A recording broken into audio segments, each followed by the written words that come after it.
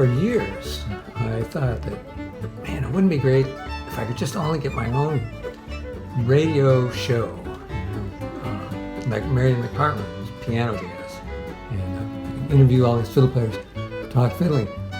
But now it turns out I've got an international TV station, and I have done all these interviews with all these great fiddle players, and I plan to do more and more and more and more and more and more, because there's more and more great fiddlers. Hi, Matt. How are you doing today? I'm fine, thanks. I'm very excited that you're here up in the Artistworks towers.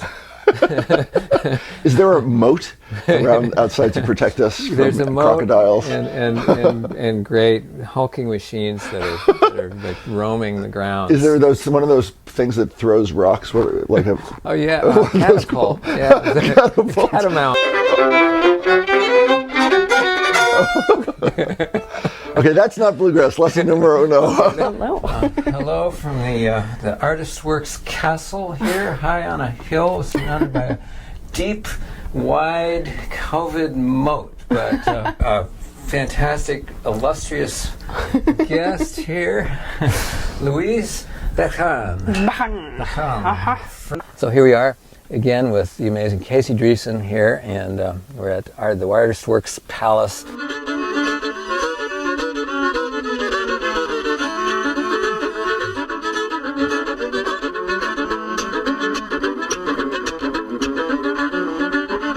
Great to be here with the great Michael Barnett. Great to hear be with you too.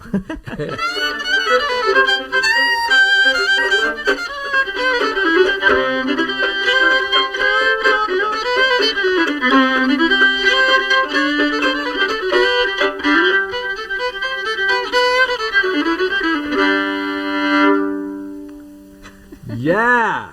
All right. Nail that catfish to the tree. We're here In the mountains. Yeah, in the mountains, in the wild Rocky Mountains, and the snow, and the rain, and the grizzly bears, and the snowboards, and The moose. Mooses. And the people dressed up like moose. Yeah, that's a very important. You have to watch out for those. And yeah, with the amazing Kimber Ludiker, former Grand Champion, World Universal Champion of the Fiddle, and certainly still my personal champion of the fiddle. And usually rags, if a fiddle tune has that hokum bowing in it, Yeah. it will be found in a rag. Yeah. At least in the contest vernacular. Yeah. And tunes like Beaumont rag, Cotton Patch rag, Black and White rag, oftentimes... That's the only place you can get away with that. Yeah, it's the only place you can get away with it, because in the other tunes in that tradition, that's considered fancy fiddling, and it's not allowed in contests. Hokum bowing, I love that. Yeah.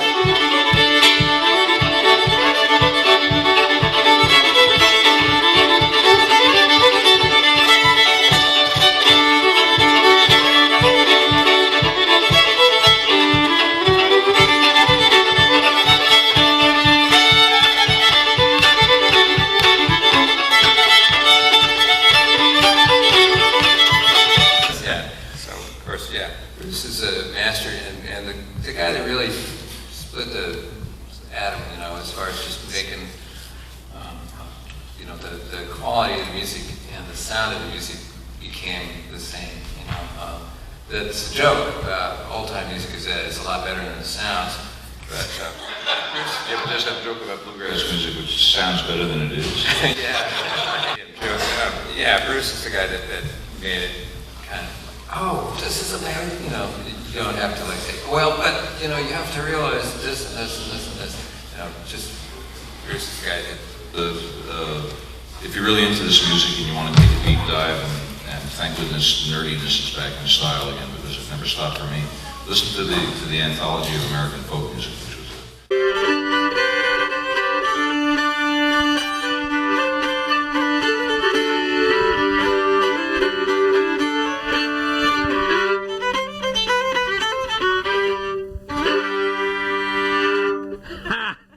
Wow. We're here with Lena Jonsson, or Lena Jonsson. Thank you. I'm working on it. And of course, you've actually studied not only with your family and collecting tunes from older fiddle players, but you actually went to the Royal Academy. Very royal. Royal Academy in Stockholm, and Swedish fiddling and other Scandinavian styles are so interesting and kind of complicated. And just being able to divide by 3, I think Roger Taurot, the great Swedish guitar player, says 3 by 4. So you have 4 beats in every 3. There's like 4 beats inside every group of 3, so it's like 12, and then once you get 12, it's like you can go in any direction you want. It's, rhythmically speaking. I don't Still at Rocky Grass for the 606th anniversary of Artistworks. It's very exciting here. Alex Hargreaves, and I've been wanting to get you in a studio somewhere for the last at least 4 years, and this is so exciting. We get to do it here. Stylistically, you have a great deep feeling for all the styles that you play, and you can play the rawest bluegrass stuff, and you can go to the most abstruse jazz dominant structures, so you can do all that stuff. Let's do some bluegrass. Let's do a bluegrass song, which we will not sing. We will merely sing with our instruments. Let's see. Yeah, let's do "Can't You Hear Me Calling" by Bill Monroe. Yeah.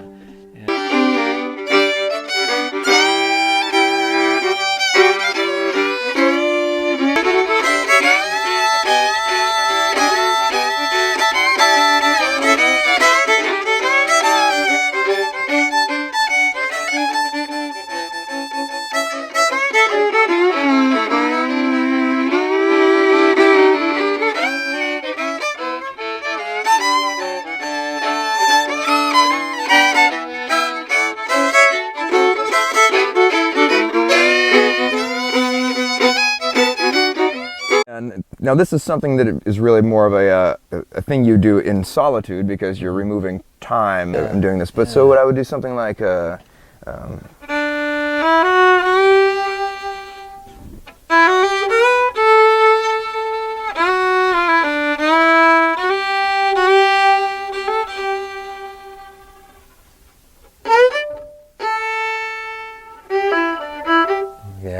different kind of ways that could happen.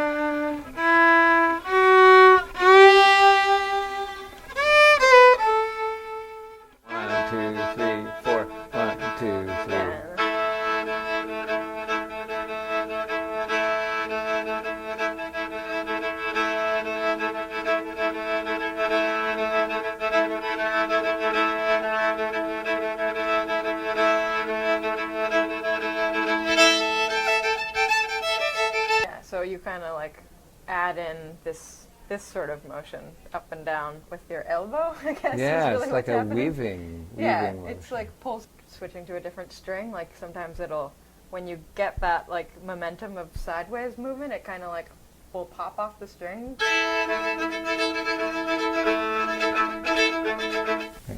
So here's an example of a really old-fashioned fiddle tune. This music comes in a lot of different tunings, and I think I've discovered probably 12 or 15 tunings just listening to old recordings, and they're really interesting. Each one changes the timbre of the instrument, the sound of it, and just tune my bottom 2 strings up one whole tone. A fiddler named Bunt Stevens, they called him Uncle Bunt. He recorded 4 sides in 1926, and this one I'm going to play you is the other one. But it's a really great example of the old-fashioned solo style of playing, where there's a pulse in the bow, where the melody and the rhythm of the tune kind of converge into one kind of indescribable thing. And it's just a really cool, very solo style, old-fashioned tune.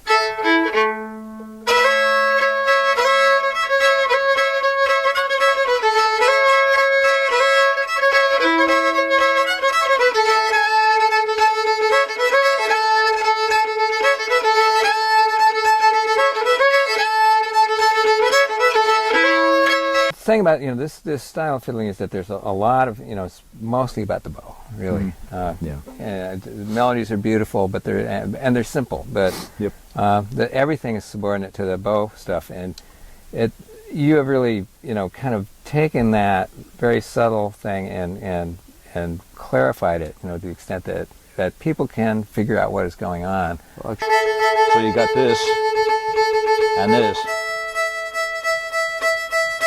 And I realized, that this was just a natural kind of the rhythm of the area, but I really worked hard at teaching myself to listen to each individual string as I was doing it and trying to isolate those things. And making them clean. Whereas in Shetland, they love their fast-going reels. And we have a huge fiddle tradition up there as well. Yeah. In Orkney, it's maybe a little more dumpy-dum, happy-jolly, just kind of like the way of life. Yeah, cool. Kind of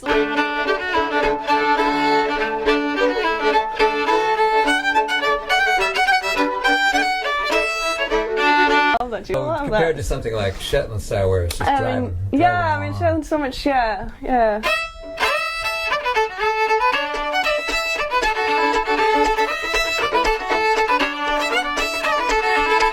You didn't consciously say, I will now attempt to do a triplet chop. No. Triple axel. Doesn't Richard Green talk about how it was kind of an accident for him to sort of kind of get the beginnings of this? The triplet thing was really an accident. Then probably not lifting the bow enough off the strings, and at some point it kind of skipped across there and caught my attention, and what was that, and how can I make that happen again? So essentially...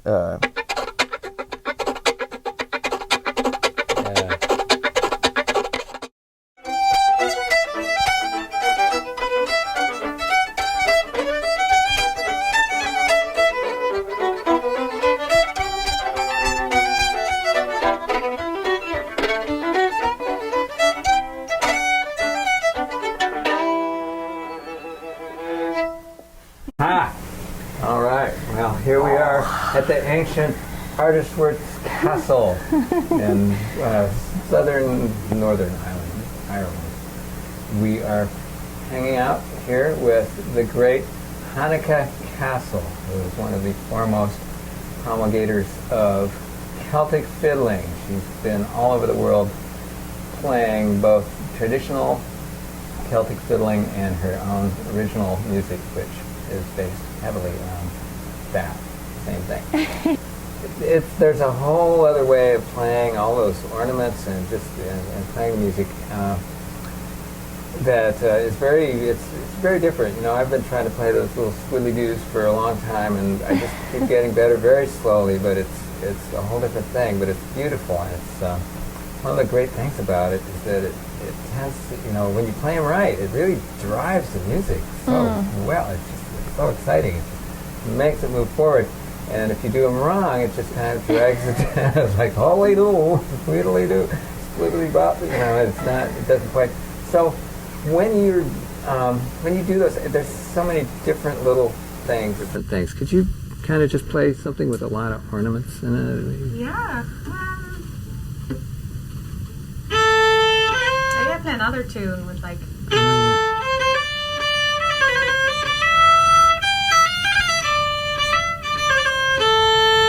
For example. Wait. So you're doing these little.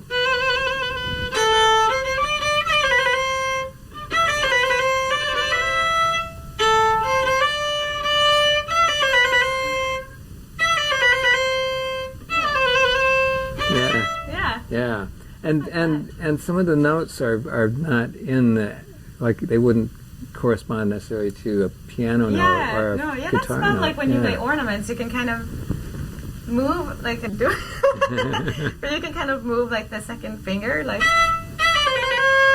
you start the trill like lower and then you just higher for every time you like. Wow. That's pretty fun. That's really cool. We are here at the Swannanoa Gathering during Fiddle Week here with Billy Contreras, who I've known since you were a much smaller person. Yeah. You be okay? Mm-hmm. Uh-huh. So they're really kind of putting you on the spot here, but I just never worry about putting you on the spot. So to be something...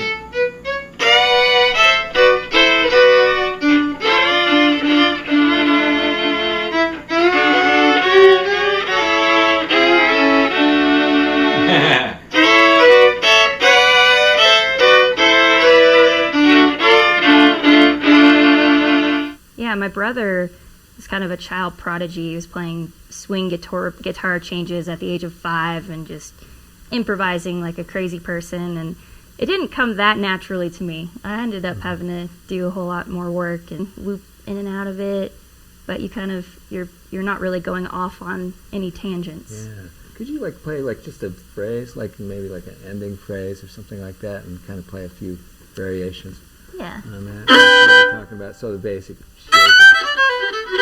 Yeah.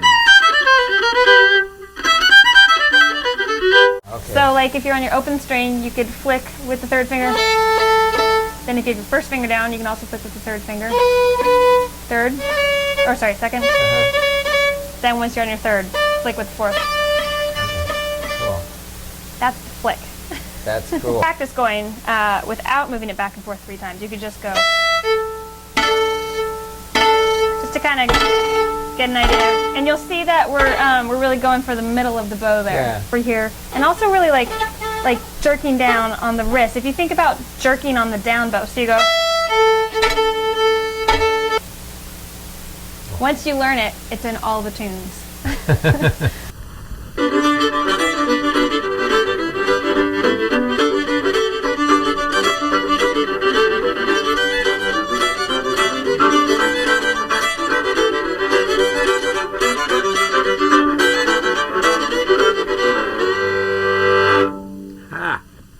And that was, what was that? Give me a cha tobacco. The Artistworks Castle, Ms. Tatiana Silver Hargreaves. And she is, as you can hear, one of the best old-time fiddle players I know. And just the one we have, maybe the person that started this business right here. Right? This is like a kind of a historical note. Yeah, here. the peg monster. Yeah, the peg monsters. You know, you really absorbed all that bowing stuff really well. You know, what you do with the bow is magical, you know, to many people. And I'm still, trying to puzzle. Oh, yeah. And I always enjoyed that. And then when we were doing this house camp at my house, Brittany Haas was teaching Sail Away Ladies, which is like... And you do that all over the place. I'm like, oh wow, like this is really fun. I like the feeling of this. And so that's kind of how it started.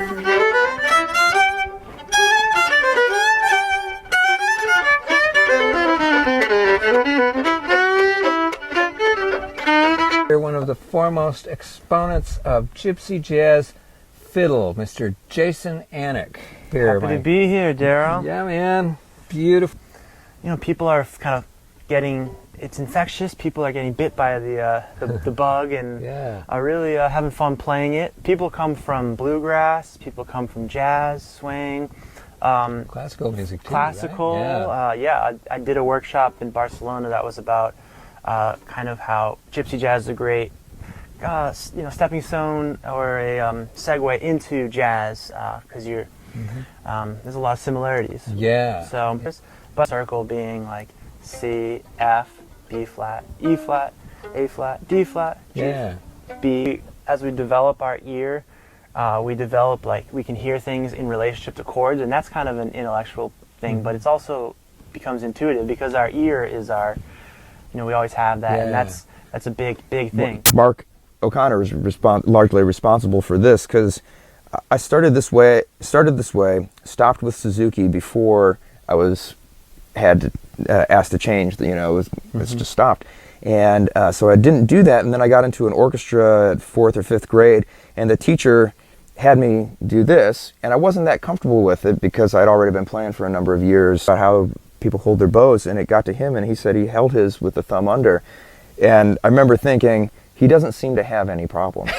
So kind of like, it's the first time you do that, and right. You do that, and it's not really codified in that. No, and I part of the fun I find of playing the fiddle is finding different ways to say that same kind of thing. Yeah, we'll go back and forth. Sure. I see your hand. That's good. Am I good? In good position? Yeah.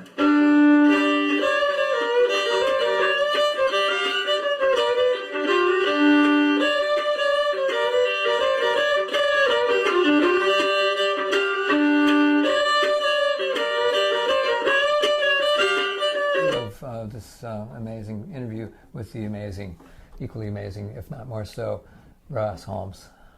We were talking about rags, Texas fiddle rags, and other kinds of rags. They would burn these tunes and they to the just ground. eliminate most of the chords, which was cool. You know, Yeah, it's usually 5/1. That's exactly it. But personally, I think that the melodies really deserve a bit more room, and as simple as they might be, or as complex as they might be, that kind of room to breathe a little bit by playing them slower really does reveal all those intricate and rich chord changes, which.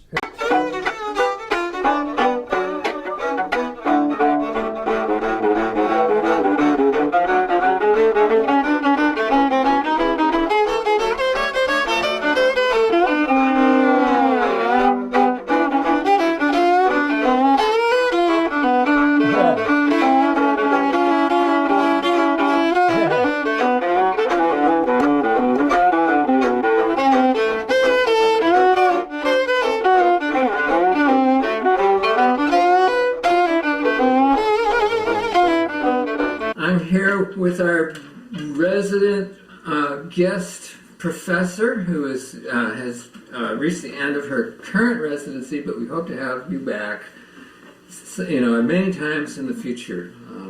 I just thought, since I'm here in Nashville and Bronwyn's still here, right before she starts with her, massive galactic interplanet tour with her Mile 12 group.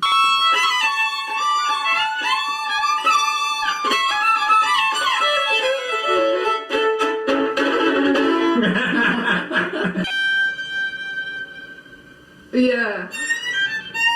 You're like, whoa.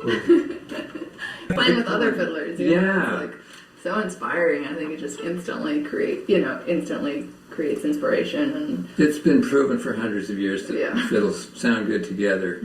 Symphony orchestras. So and I think it's just one of those key pieces of information that happen when we, how when you think about how long it took you to get, it's just this stuff does not happen, and when we think about how long it took us just to get to the point where we could like draw the bow up and down the string, and you get to a point where, I should be able to do anything pretty fast now because I spent all that time, but it's really not. If you really want to explore, some of these things, it just takes. I started with Suzuki when I was about, I'm embarrassed to say 4 or 5 because I never really started practicing until I was 9, so I usually tell people I started really playing when I was 9 or 10.